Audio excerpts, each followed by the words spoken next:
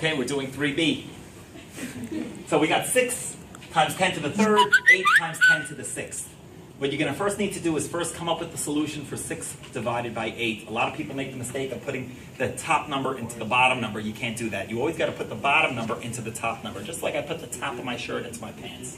So then we're going to do 8 into 6. Now if you wanted, and it's optional, you could have reduced the fraction, say, wait a minute, I could cut each of these in half and make 2 goes into 6 3 times, 2 goes into 8 4 times, and that would have given us 3 over 4.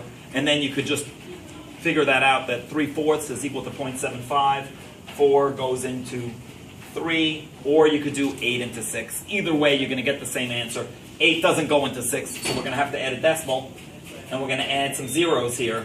And here we're going to add a decimal and add some zeros as well. And 8 doesn't go into 6. Carry up the decimal. 8 does go into 60 7 times.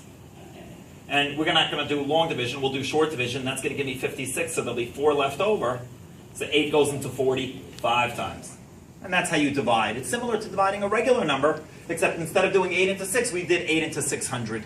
And then we just put our remainder right here. Same thing here. We'll practice it again. I carry up the decimal. 4 doesn't go into 3. 4 does go into 30. 4 goes into 30 7 times. But of course, that's only giving us 28, so there's still going to be 2 left over. We'll put that little 2 here. 4 goes into 25 times. So you see how we get the same answer. We got the 0.75. Now you got to take the top exponent minus the bottom exponent. 3 minus 6. 3 minus 6 is going to give us a negative 3. So that's going to be 0.75 times 10 to the negative 3. Once again, when you're subtracting, you take the top minus the bottom when you divide. And since it's a negative 6, we keep the sign of the larger number. It's a positive 3 and a negative 6.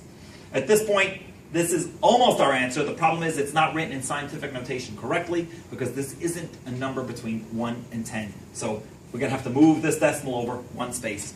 If you wanted, you could have converted this first to a regular number, standard notation, by saying that's a negative 3. Negative exponents are small numbers. So we're going to move this decimal over 3 spaces to the left. That's going to be 0.00075. Okay? And that's the answer written in standard notation. But of course, we're going to write this in scientific notation. So we got to move this decimal over 1, 2, 3, 4. We're going to have to move it over 4 spaces, because if I move it over 3 spaces, that's 0.75, that's too small. If I move it over 4 spaces, that's 7.5.